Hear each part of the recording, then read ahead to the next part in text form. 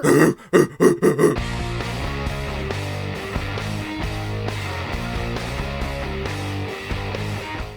people, welcome back to another Fwoosh review. Today we're taking a look at the Hasbro Dungeons & Dragons Forgotten Realms Drizzt and Guenhwyvar. Guenhwyvar? Guenhwyvar. Where are the vowels? Now before we get started, if you have this on order, it is coming soon, but Hasbro reached out to me, asked if I would like to take an early look at it. But it's not because I know Dungeons & Dragons, obviously. My experience doesn't extend much past the 80s cartoon, and then I know there's books whenever I go to the bookstores, and they have Dungeons and Dragons. That's about it. So remember that throughout this review. If you're the kind of super fan who gets upset when some heathen or heretic starts rummaging around in their fandom, oh, prepare to get your nerves trampled. But if you know this channel, you know why I said yes to this. It's because I'm a fan of action figures themselves. I love how they're engineered, how they're sculpted, how they're painted, how they move, how they look within other settings, how they look with other action figures. Plus, it's a panther. Looking at the package, this was a Hasbro Pulse exclusive, so they went all fancy with it. Forgotten Realms, Dungeons and Dragons, Drizzt and Guenhwyvar. And then the background's in this silver foil look that is just playing havoc because of my lights. There's some kind of city setting right there. Same thing on the other side, panther head, and then some kind of spiders?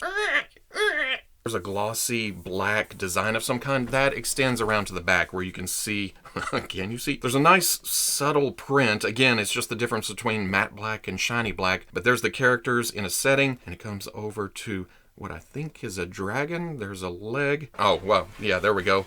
There is a, can you see it? Dragon head. Warnings, don't put them in your mouth. 2 figures, 10 accessories, 6 cards, and Icewind Dale die. Icewind Dale, he's always fun at parties. On the top, the good old Dungeons and Dragons logo. On the bottom, more legalese and barcode, but enough of that. Let's get this open, see what's going on here. Is this oh, it is a slip cover. Okay. Open the gate! This is more what I was expecting. Nice window showing most of what's in there, and essentially the same graphics. Oh, there's the picture. Look at that. It's actually some kind of ice dragon. But now we're gonna open it up, see what's going on here. What is that? Some kind of backdrop? Oh, and then a cityscape. That's workable. Find some way to use that. Extra stuff. First saw it, I thought cards, which means card stock, but this is actually just paper. Nicer picture of that dragon from the packaging. Some language I don't understand. That, looking cool. There's that, looking mean. Those guys, big hulking behemoth. And then, I kind of know that, I remember that. The old cape through the back of the packaging. Well, it looks like the sword sheaths go through too. Straight through, yeah. Nice. Little bin there, but we can fix that. And some assembly required. Before we get started, I'm gonna first take this cape off, get a better look at this, and I'm gonna go heat this sheath up and see if I can get it straightened out. On the right side, hangs straight, hangs off the belt, it feels natural. On the left, that's warped a bit, so it pops up, and then of course that curve. And it didn't take much heat. I essentially just held it straight up and down, hit it with the heat gun, and it worked itself out. Its own weight straightened it out. Jumping ahead, I had to do that to one of the swords too. Out of the package, it's a harder plastic, took a little bit more heat, but it looks better. Taking a look at the Drizzt figure itself, even not knowing this property, I like a lot about this. Both the sculpt and the paint is just on point. The layers to the shoulder pads, the gold trim, the look of everything, just how it lays, how it works together. It's work like this that makes me want to go out and find out more about Drizzt. And you know what I always say, that's just the sign of a good action figure. There's some leather-like texture to some of the pieces under the armor plates. And you get around here and it's even more elaborate with some straps coming up and around.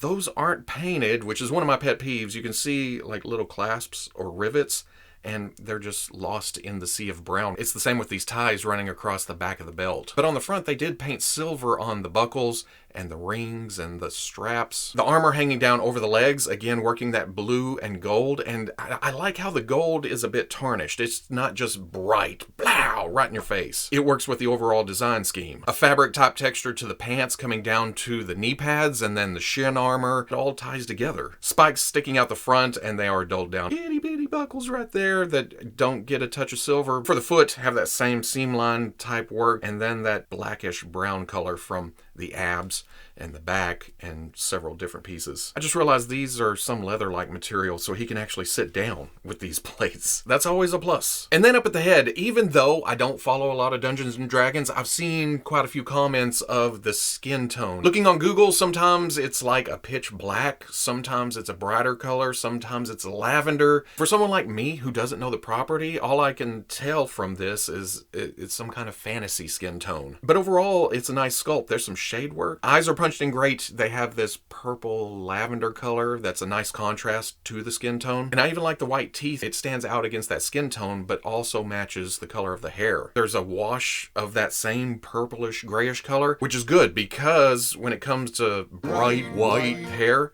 it's easy to lose detail if you don't do that. Then he's got his pointy ears poking up through that hair sculpt. Looking at the waist, this whole belt and these pieces hanging down, they're a softer material, so they will get out of the way of the legs. When you turn the waist, that rides along with it. And I think that reveals a ball joint at the waist. The belt does a lot to get in the way of that. Oh, because it's attached in the back. That's what's going on. But then looking at Guenhwyvar's sculpt, I'm going to keep screwing that up. Mafex. It's an awesome panther sculpt. There's some actual fur to the whole thing, a texture, but that doesn't get in the way of musculature poking through. Back muscles coming up and over, a little bit of rib. Paws on the feet with claws. They're not extended out, but they are there. And then there's even the pads sculpted on bottom. But it comes down to the face, and animal sculpts, it's easy to make them look bored or looking in different directions. I think this does a good job of showing some anger, some attitude. The eyes are a bit bloodshot. They're both looking forward, prowling, about to pounce. Yeah, I like this. Again, even though I don't know the property, I can appreciate a very nice cat sculpt. It's easy to lose detail in the all black plastic, but there are some purple highlights here and there, and I don't know if it's showing up on the camera, but the top of the head running down the neck to the back, and then the top of the front legs. Maybe a bit back here too. Just in the higher places where the light hits. Going over articulation, we can look at it. There is a hinge at the top of the neck with a ball at the top. The hair isn't the softest,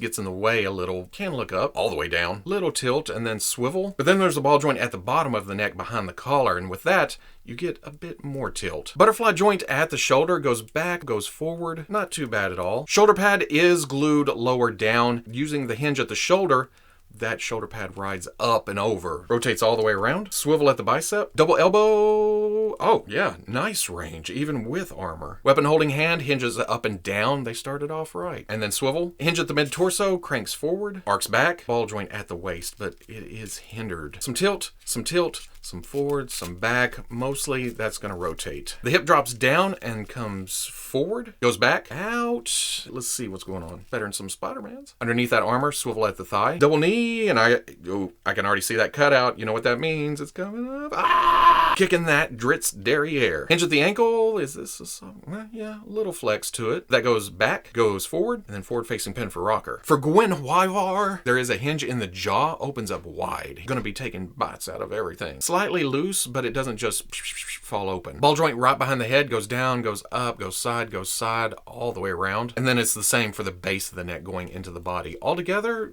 not bad at all. Front legs seem to hinge out about right there. Hinges in. Hands swivel forward to about right there. And then back. Hinge swivel mid-leg, can straighten out, can go about 90, and then rotates. Hinge at the paw, goes back, goes forward. Even that has some forward-facing pin. Mid-torso, there is a ball joint there too, goes around. This, like the jaw, is a bit loose. It flops if you get crazy with it. But if you have it in a pose with it straight like this, its own weight doesn't cause it to droop down. The hind legs also go out. Very tight detents to this. Forward, stops about right there. Back, goes straight out. Hinge and swivel goes back, rotates. Then there's another hinge below that straightens the leg or goes forward. And then the same situation with the paws. Finally, for the tail, there is a swivel that you can rotate around, and there's even a hinge so you can bring it down, bring it up, even side to side.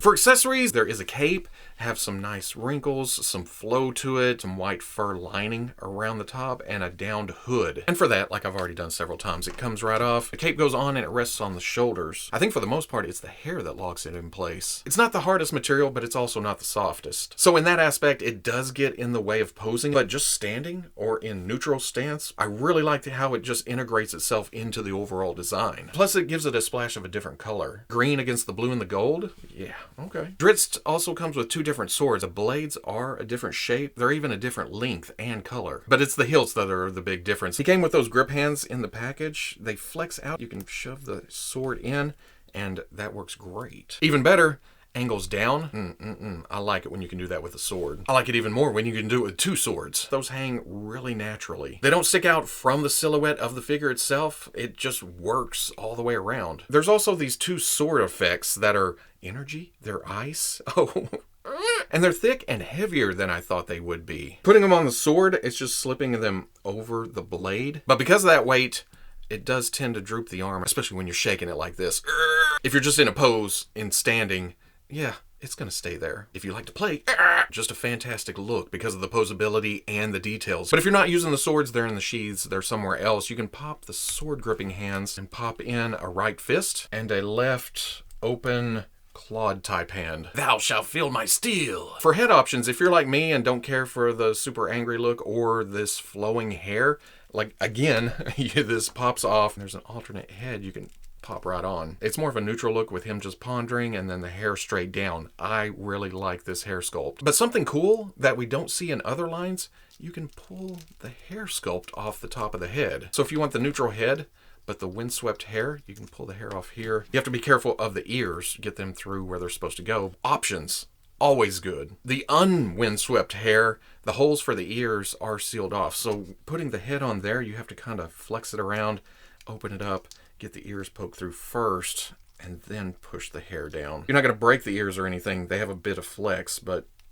there you go. Boom. Looking closer on the neutral head, he's got a bit of a sly grin. You cheeky monkey. Let's see what this looks like. I may like the angry head more, especially with the boring hair. But also to go along with the head popping option, there is this necklace, and I'm sure it has some kind of crazy name, missing a lot of vowels, consonants smushed together, and the hair does the work again of holding it down. Seems to get in the way a lot. I do like that they made it a separate piece because I can just have it like that. Frees up the head for a little bit more movement. There's also this tiny cat sculpture. I'm not sure if this is some kind of trophy or some kind of idol, but again, it looks like Guenhwyvar, just in miniature sitting form. And then finally, the Icewind Dave die. It's a 20-sided die. It's a blue, sparkly plastic.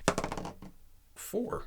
Height-wise, Drizzt stands just ever so slightly over 6 inches tall. Looks great with the Hasbro Star Wars Black Series Stormtrooper and Bespin Han. A little small for the Hasbro Marvel Legends comic book Black Panther and Retro Spider-Man, the Hasbro Marvel Legends movie Deadpool, or the Mezco 1/12 Collective Thor. Not too shabby with Hasbro's G.I. Joe Classified series. Towers a bit over Hasbro's Ghostbusters, and I don't know. That fits with the Hasbro's Power Rangers. And then for giggles, because I had them out, the SH Figuarts Turtles. For Guenhwyvar, it is about 3 inches tall. From nose to tail fully extended, it is 8.5 inches, and then a little over 1.5 inches wide. Starting off with the most obvious comparison, the Mattel Masters of the Universe Classics Panther. How about the Hasbro Star Wars Black Series Dewback? Ooh, looks natural next to the Beasts of the Mesozoic Diabloceratops. This is hard to get on the same screen. Bring some fantasy back to it with the McFarlane Toys Fortnite Icewing. And then it took me a minute to realize I actually had a dog at this scale with the Mezco 1/12 Collective Marvel Lockjaw.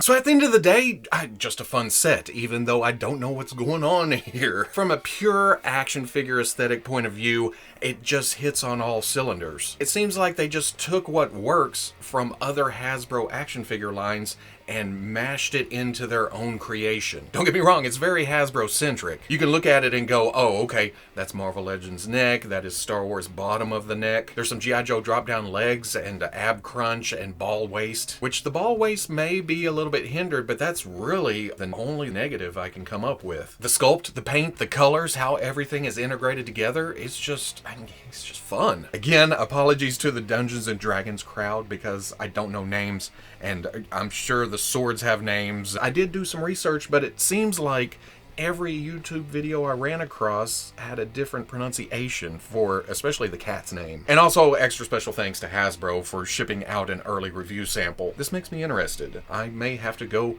read up on the characters. And I always love it when I can take an action figure and kind of sneak it into other displays. This wouldn't look too out of place in the back of a Star Wars cantina or something, right?